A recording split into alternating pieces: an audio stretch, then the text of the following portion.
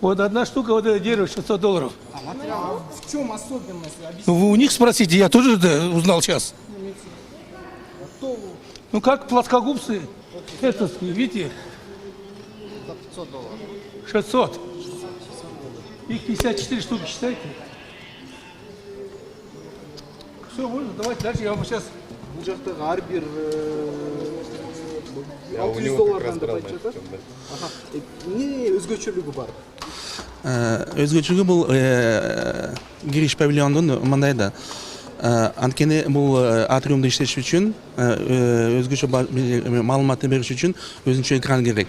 Мен мэрт карасаңар экраныбыз жок, ошондуктан ушул ак түстүү эмелерди талдарды биз концепция боюнча жанакы мультимедийный эмелерди өткөндө ушул мынтип жөйлөп эметет да жанакы эмелер сүрөттөр. Ошон үчүн бул экрандын ордуна колдонуу максаты менен. Кайерден жазылган, чет өлкөдөн алындыбы же эмне үчүн баасы мынчалык жогору болуп жатат? Депутаттардын баары сурап жатпайбы? Жок, мындайда басына биз музей кызматкерлери тиешебиз жок.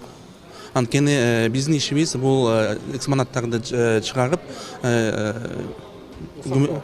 максаттуу. Жанакы ремонт, жаңылануу иштерин бул государ алып барган. Из какого материала вот это все сделано? Почему так $600 стоит? Знаете, вот это еще есть, я так понимаю, да, моя внутренняя интерпретация, это плюс интеллектуальный труд. То есть это кто придумал, и, соответственно, я так понимаю, что там сидит идея, в том числе, и плюс сами это натуральные стволы из натурального дерева, вот, но привезенные. Только откуда, не знаю.